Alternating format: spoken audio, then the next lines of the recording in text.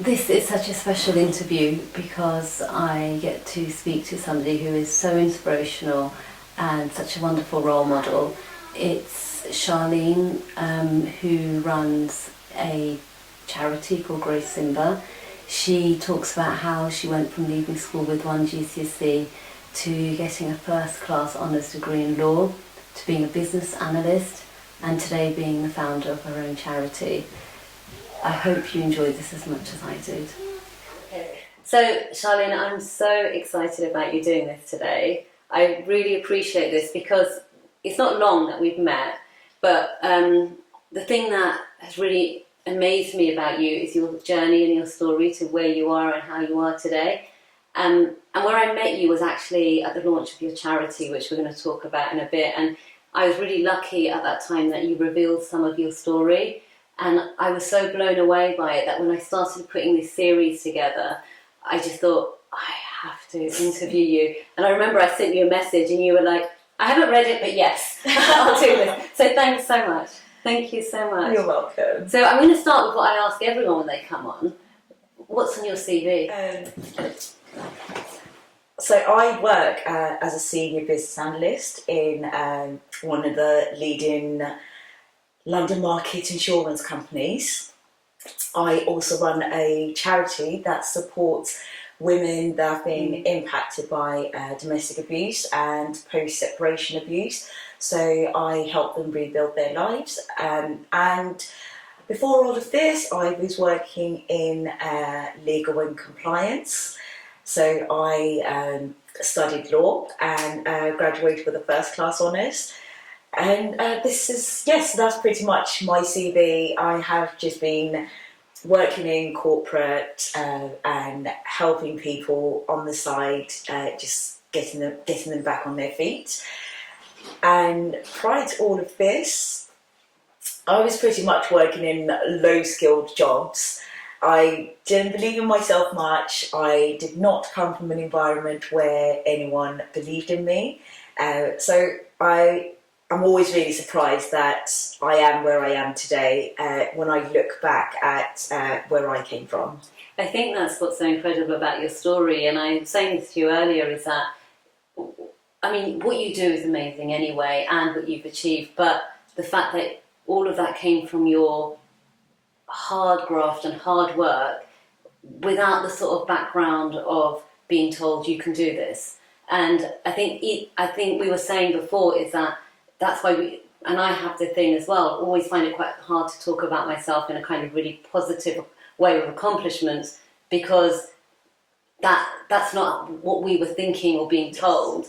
So then I just think, what is it we need to understand about your childhood to put what you do now in context? Because not only are you a business analyst, which I think is incredible, you also, and I don't know how you do this, but you also run a charity. So that in itself is just two phenomenal things you do together, but all of that must come from somewhere. Yeah, so I had an interesting childhood. Good times and bad, but I think one of the things that stands out the most about my childhood is that I grew up in an environment where there were no high expectations of me. When you put Charlene and success together, but I think deep down I did believe that I had something in me. So one thing that also stands out about my childhood was, because I grew up in Africa, and at the age of 11, we were left in the care of a family member when my mother moved to the UK. And so at that age, I was getting ready to transition from primary school to high school. And I can't remember how I found the application form, because at that time, clearly, we didn't really have access to the internet. I think this was around 98, 99. So I can't remember how I found the application form for this school. And this was one of the leading private schools in the country. And I wrote my application, and I was invited to an interview, and the day of the interview came, and the adult whose care we were left in did not turn up. Oh. So she did not turn up to pick me up. So Charlene, height expectations just not put together. So clearly this person did not believe in me and did not think that I had what it took to get into that school.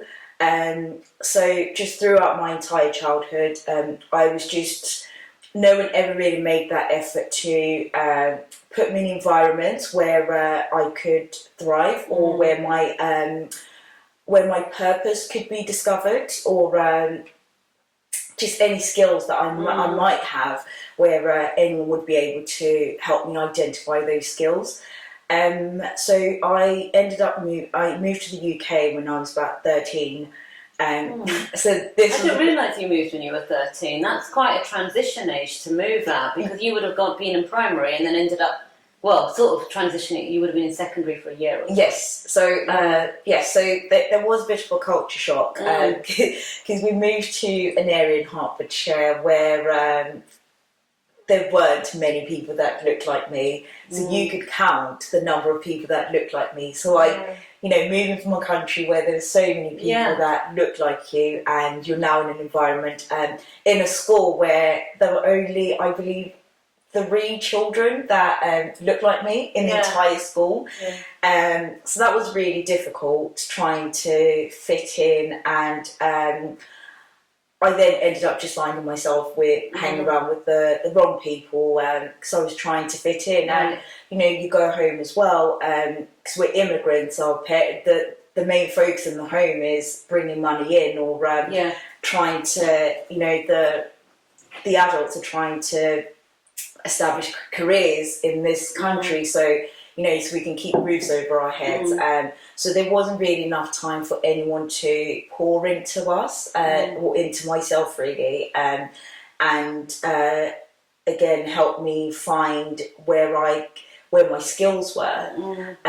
So I ended up, but again I was always really good at maths and English. I remember a few years ago I came across my national record of achievement. That's what I think it was. Yes, and I was reading back, and we wrote the careers, or like the industries would like to work in, and I wrote that I would like to become an accountant. And it made me feel a bit sad that when whoever read that as an adult, they never thought to stop and just ask what support, or just guide me on how I could go down that route. So no one took an interest. So at home, no one really had time, and at school, no one took an interest. So I actually ended up leaving school with 1 GCSE at the age of 16. Yes, and that's when I just started working, and just started getting a low-skilled work, because that's what I just never thought that I had it in me to do anything else more than that. So I think when you talk about that, and you talk about that early experience of being an 11-year-old, and from yourself making an application, and you can't even now think about how did that application come to you, how did you fill it in, and then how did you send it off, and then to be invited for an interview, and then for that not to happen. It does sound like really early on the message was to you that actually it doesn't matter, like the support isn't there, and often there are figures or somebody who stands out in your, that you can remember, that might have shown you the way. But the fact that you then left school with 1 GCSE, I know you went on to get a first, so I want to know how that happened, because there are obviously a lot went on, and then you found yourself just sort of making ends meet, I suppose. Was there anyone in that time that stood out to you? Was there anyone that... How did you get to the point where you became the business analyst that sits in front of us today? Like, how did that happen? I think it took for me to have a breakdown. Right. So we were away on holiday, and By we, who? so family holiday. Yeah, So at this point, I was now a mum, so I also became a young mum. So very young mum. Yes. Yeah. So I think one of the things that I realised, that having a child made me realise that I needed to do more.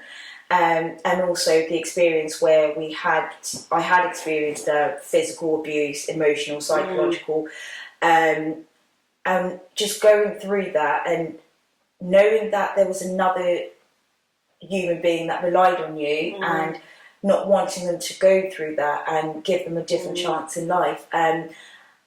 That I knew that I needed to do more, but I just did not know what that more was at the time. And actually, when I was working as a support worker in a mental health hospital, Right. Okay. I came across a doctor who I'd never met before, and for some reason we just started speaking, and she said to me, she used to be a cleaner, and now she's training to become a GP. And I found that very interesting, that this stranger who I'd never met before took an interest in me and was trying to show me that she used to be in a low-skilled position, and now she's a professional. And she just said to me, you need to go out there. You can do what's known as an access course. So this is for mature students.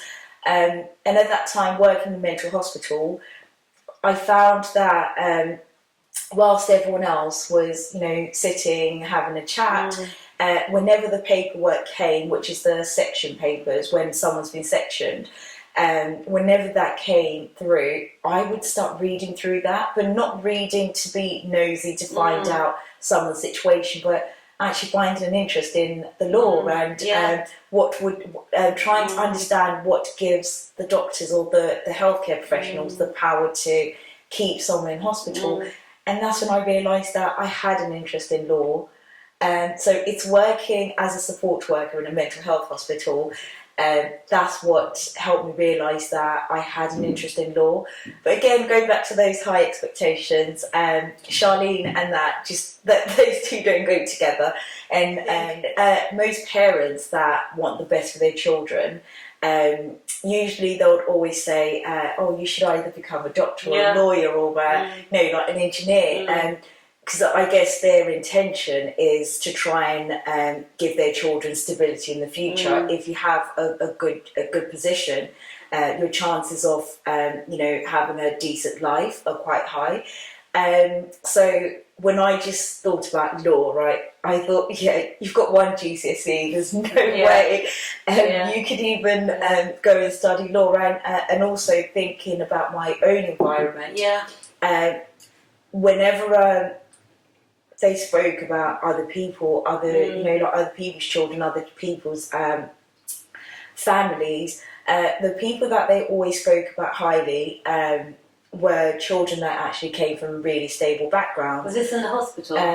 No, so my own environment, own family environment. When I was thinking about, what it'd be like for me to be able to. So when I was just reflecting, I realised that,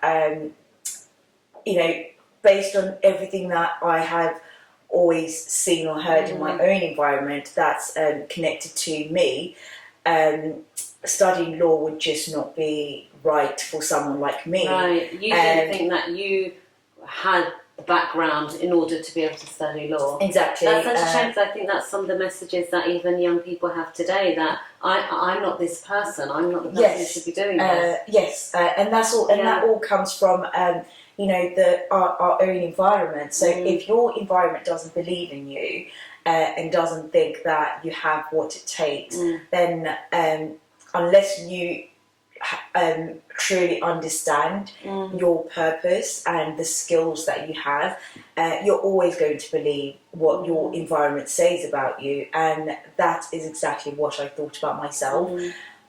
So it was good that I had met someone who helped me see that they came from what could be considered like some people would say they've come from the bottom, and now they're doing really well.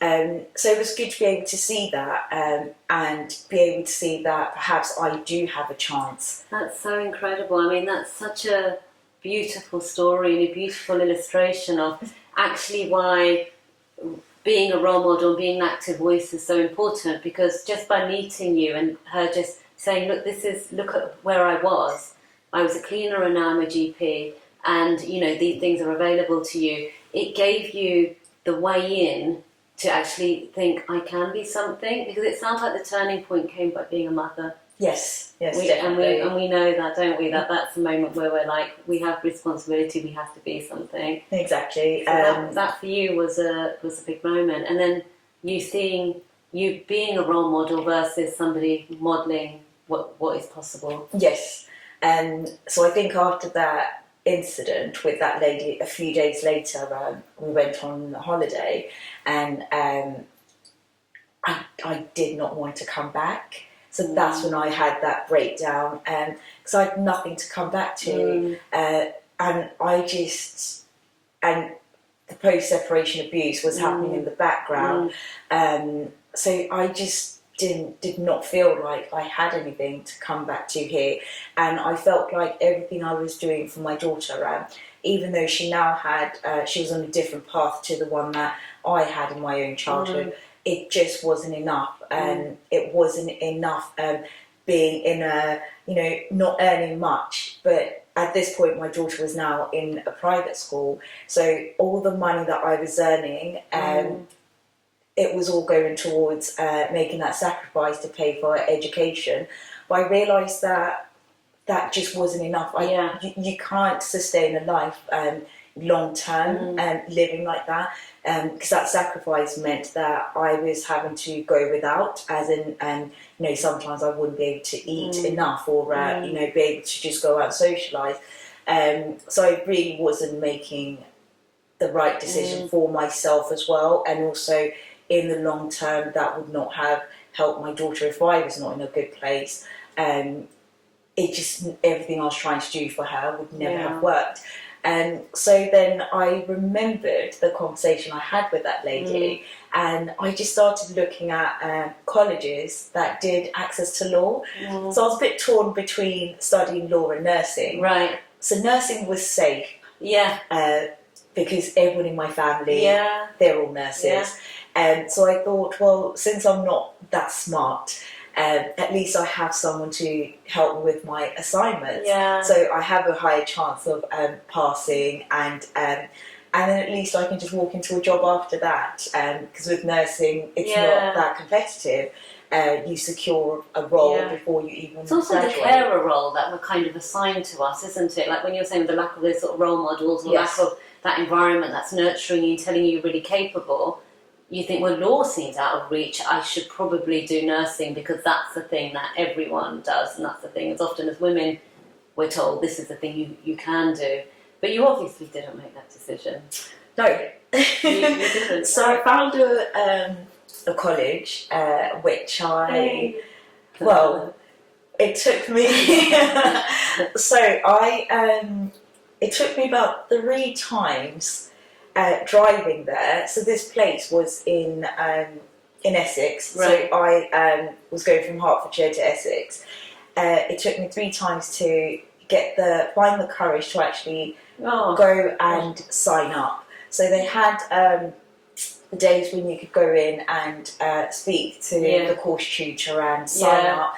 So the day I turned up, when I did finally find the courage to speak to the tutor, the person in front of me, I just overheard the tutor saying, well, you need to go back and do your GCSEs before we can enrol you onto the course. And I thought, there's no way I'm going to have to start all over again. So if they don't take me on, then I guess there's nothing else I can do but just continuing to work and just hopefully find a place where I can work my way up. And luckily, again, this person just saw something in me. So going back to your question of, like, did you ever meet someone who, believed in you? So I guess I started meeting people, so going out of my comfort zone and going into all these different environments, I started to meet people that were seeing something in me that my environment never wanted me to see, and that I was never allowed to see. So I've always known that I've always been different, but in a good way. And that part of me that's always been different, my environment never wanted that to come out. So just that story being 11 and being a child and knowing that you're deserving to be in that school, in a certain school, and then someone not wanting that to whatever it is that I would have managed to achieve, or whatever the outcome would have been for me being in that school. The person in my environment did not want that. So it's wanting the best for you. I feel like the 11-year-old Charlene inside you was going, go and do this, fill out that application, you can do this. Yes. So when I did find that courage to speak to the tutor, and yes, so he did see something in me, and he then said to me, well, actually, I can see that you have your English qualification, but you don't have maths. I'm going to send you to another room where just write your maths exam, and if you pass, then we sign you up. And I went and I passed my maths assessment, and I signed up to do the law access to law. So that was a huge risk.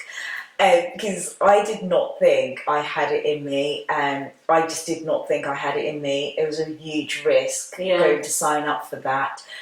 But you took risks, didn't you? And that's what's amazing, is that even though you talk about people being there who kind of made you feel as if you could do this, you also, like you said, had something within you where you just kept going. And it is, when you're really low, when you're really down, those people make such a difference. I remember when I was I was on my PGCE training to be a teacher, and I fell pregnant, and I just remember going to my tutor and being like, I can't do this, I'm pregnant, I'm already finding this stressful and I can't do it. And he said, just keep going, it will really help. And my whole career was made out of teaching. I just think if someone in the right moment hadn't said something encouraging, you think about the change that could have happened. But I know that you really value role models and mentors. And I know that because that's going to be really connected to the work you now do with your charity. So you really value the people that did come forward. And you talk about this woman in the hospital, the tutor. And are there any other role models that you remember that really helped you? Because for you as a young mother who hasn't got the support and is dealing with abuse and issues around that, and then you haven't got the background, but you've taken yourself back to university to get a law degree, that must have in itself been quite a journey. It really was, and I think one of the things that so before I got to university, I had to go to college for a year. To do an access course. So that fast tracks you as a mature student to going into university. So you don't have to do your A-levels, you just do that course. So I remember getting my first assignment. Nobody helped me. And bearing in mind, I'd been out of school for probably over a decade at this point. And at GCSEs, you're not learning how to do assignments. No. You wouldn't have ever done that. No.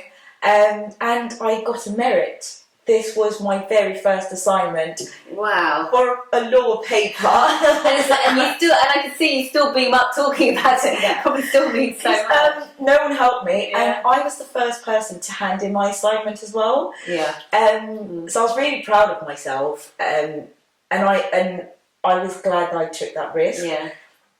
So I just knew that I really did have something in me.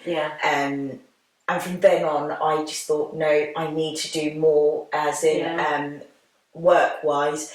I then went and looked for, so at the hospital, I worked for an NHS hospital at the time. and there was an opportunity that came up. So I've always been really good at speaking to people, and especially people in high positions. Yeah. For some reason, I've always felt comfortable speaking to people in high positions, and I guess it's that being able to have that intellectual conversation. Yeah. But again, not even realising that that's a skill in itself. Yeah. That you're able to have a conversation with someone that's, you know, some people would feel intimidated because they're in a more senior position, and I never found that intimidating. I always found that really interesting to be able to have that intellectual conversation. And then a position came up in the legal department, and I just applied for it, and I managed to get the job. So I now worked. So this was like my first exposure to law around, tribunals. Wow. And I was coordinating all the tribunals. I was now speaking to judges and like solicitors, and so I knew I was on the right path. And I was so proud of myself that I did not go for the safe option. And so I've never been happy, and I've never also had realised that actually I am smart, and I have all these qualities in me. So yes, I was very proud of myself. So work-wise, I started to make changes. So I was no longer, like in the low-skilled roles. I was now in, using my network to help me prepare for interviews. And then once I got to university, there was a program where you could apply it was through a scheme called the SEO Solicitors Horizons, where they would take individuals from disadvantaged backgrounds who were either first in their family to study law, or they grew up in care, or just any situation that would put you in a more disadvantaged position compared to your peers. And I applied for that scheme.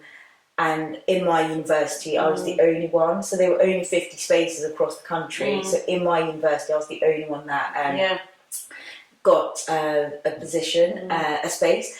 And this is where I met the person that then actually changed my life. Wow. And opened the door for me to be where I am today. So she became my mentor through this scheme. She was the first corporate lawyer I ever met. That was my first time, because I had to go and do a work placement with her. That was the first time I ever walked into a corporate building. Wow. into those fancy buildings in London. That was my first time. I'd never spoken to anyone besides, like the professionals within the NHS. I've never spoken to anyone who worked in corporate, and I just that world was never accessible to me. But I just knew that I would have loved that for my daughter, but never would have loved that for myself, or ever thought it was possible for me. And she just gave me the courage to be able to just believe in myself.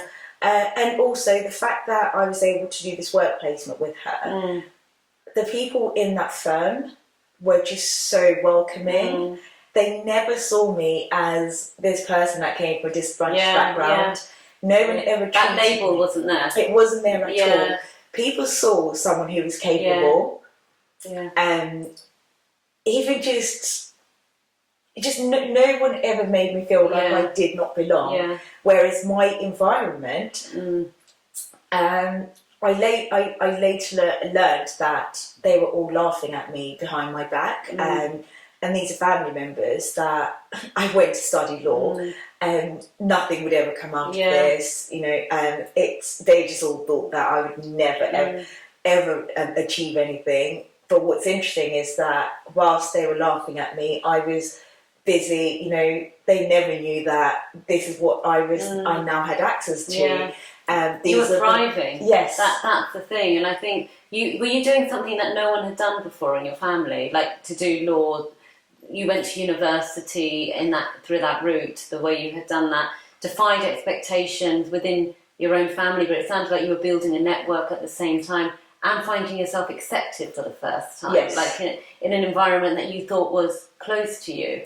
And I think that's just incredible, and the testament to you that despite whatever anyone had said or built around you, you just kept going. Like you were just like, it's like almost like you'd come home. Like, I think I know where I'm meant to be. I think I know what I'm meant to be doing. Yes. I love that I came home and I did feel at home.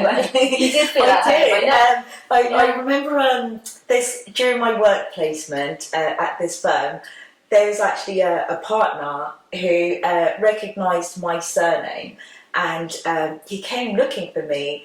So I'm originally from Zimbabwe, and he's white Zimbabwean, and he came and he was so excited to meet another Zimbabwean. Oh. And what's interesting about that is that when he spoke, just by seeing me, when he spoke about back home, he did not associate me with coming from a disadvantaged background. He actually thought that I had gone to one of the best schools in Zimbabwe, which was very interesting. Yeah. So I knew that, yes, I definitely belonged in that school. Yeah.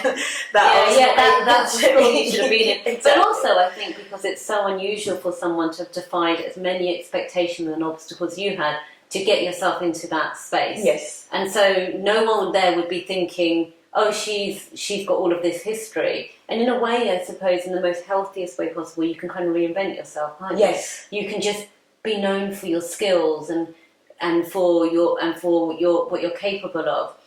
That's why when you say you're a business analyst, I'm like, I mean, that's impressive in itself, but you're impressive. And now today, what you have set up for women around having role models and mentors, and you can see why you've done this, is absolutely incredible. What does that come from your experience? It definitely does. So I think everything that, whilst I was, reinventing myself and accessing all these, environments that I never thought were accessible to me, in the background, I was still dealing with a lot of sabotage. The post-separation abuse was just ongoing. So I was in a place where you feel confused. You go into this environment and people are just so happy to see you. Yeah. No one says anything negative about you, but they speak about what they see. And then on the other hand, you're going into this other environment where you're constantly told you're bad and you're nothing. There's nothing good about you. So you're always really confused. And so by starting this community for women, what I wanted to do was help them see that you might be going through, like an abusive situation, or you might have been impacted by abuse, and you don't, this does affect your self-esteem, and you don't believe in yourself anymore. But what I wanted them to understand is that you can actually take yourself out of that situation. Don't allow that to become your identity. Yeah. Find the right people, find a community, find people that help you see the good in you, and that way, that then outweighs everything that's all the negatives. Yeah. And once you start focusing on building a career or reinventing yourself, focusing on self-care, you don't actually have much time for the other negative things that are happening, because you're so focused on this life that you can create. And I've always journaled, since, so I've journaled my entire journey, and I always used to write the things that I would love to achieve for myself. And I came across one thing that I wrote in my journal where I said I'd love to be in the six figures, where and not saying that because I want to be greedy, but saying that because it would have put my daughter and I in a really good good position where we're financially secure, and we never have to rely on the perpetrator, or when things are bad with what the perpetrator, what's happening in the environment, we're able to just take ourselves out, so we're not constantly isolated, or we're not always stuck indoors, because then that's what builds up the depression, and the trauma is constantly playing on your mind. So I wanted to be in a position where we could be financially secure, so again, where we can also build beautiful memories that again outweigh the negatives, the trauma. So I used to write all these things in my journal that I would love to achieve, for us to be able to own our own home.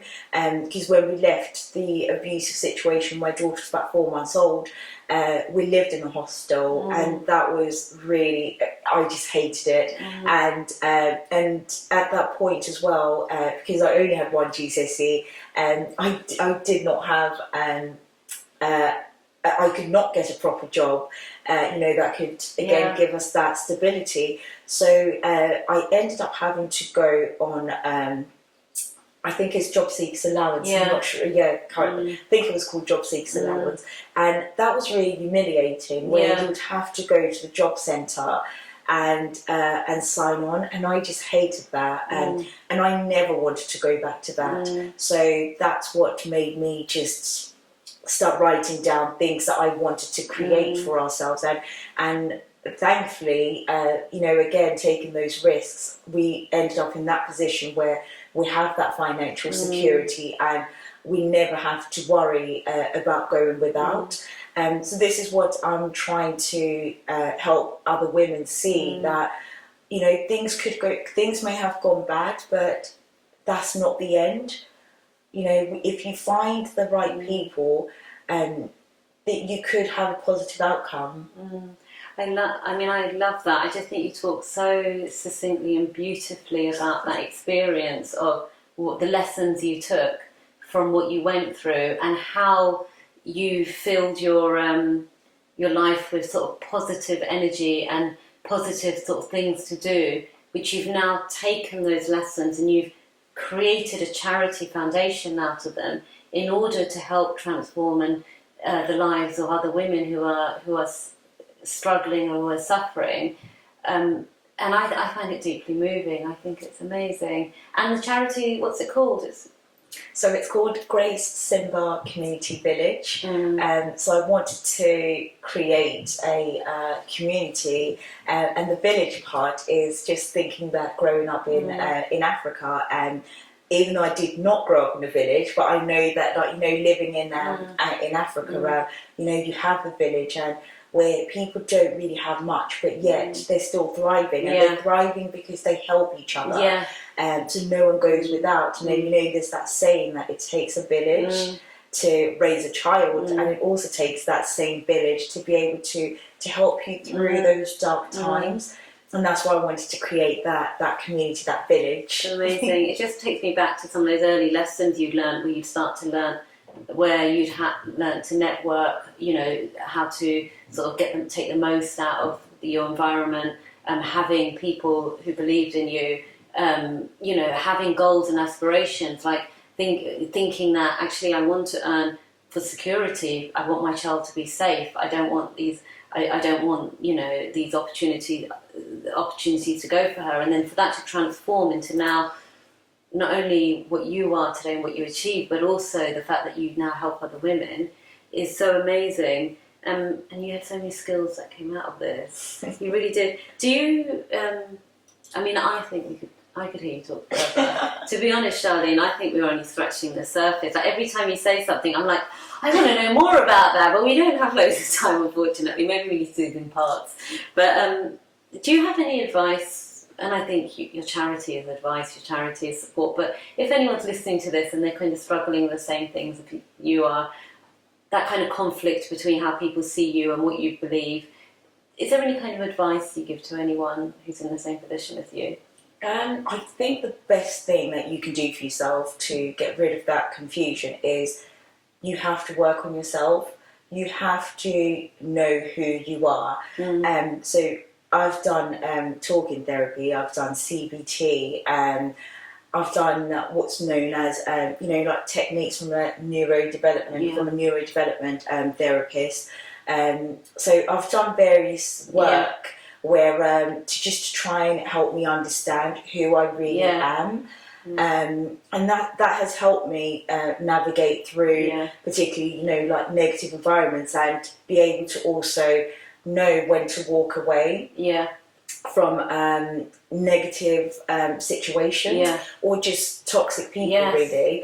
Because if you stay stuck around people like that, who a lot of the times, what I've also learned from myself is, if you know who you really are, it really does help when you could have a toxic person that sees your ability, but they don't want you to see that ability. So what they'll do is constantly make you think that you're worthless. But if you know who you really are, and when that toxic person is trying to poison your mind and make you think that you don't have what it takes to become whatever it is that you'd like to become, then it really does help you be strong enough to walk away from that situation and just know that I don't have to listen to this, because I know that I have that ability, I am capable. So just doing that work really does help. I think which does come with, so you have to invest in yourself, because sometimes you're not going to find this quality service if you're always going for what's free. So you do have to invest in yourself. That's one really important thing that I did for myself, which has helped me become the person I am today. And the foundation you run today. Yes. I think that idea of investing in yourself and walking away is advice that even today I still am something I'm just learning, and something that's so important. Charlene, thank you so much. And you know what? You're my role model. You're so brilliant. Thank you so much.